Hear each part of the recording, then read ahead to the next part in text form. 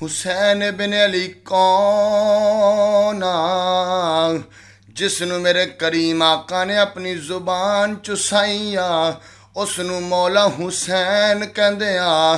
जिसनू मेरे करीम आका ने अपनी घुटती दिती आ उसनू मेरे आका नू उसनू मौला हुसैन कहंदे आ। जिसने मेरे नबी दी जुबान चूसी आ उसनू मौला हुसैन कहंदे ने।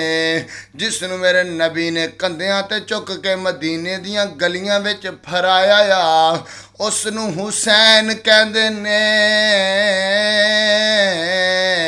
जिसनू मेरे करीम आका ने अपने कंधियां ते चुक के अपनी जुल्फां फड़ा के फरमाया हुसैन जिधर नू तू कवेंगा असीं उधर ही मुड़ जावांगे उसनू मौला हुसैन कहंदे ने।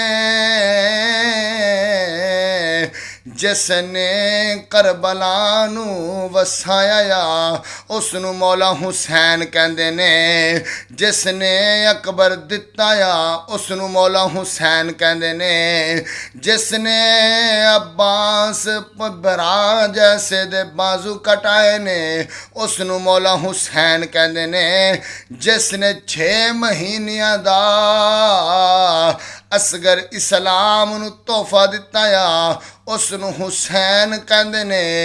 जिसने नेज़े ते चढ़ के कुरान सुनाया उसनू हुसैन कहंदे ने।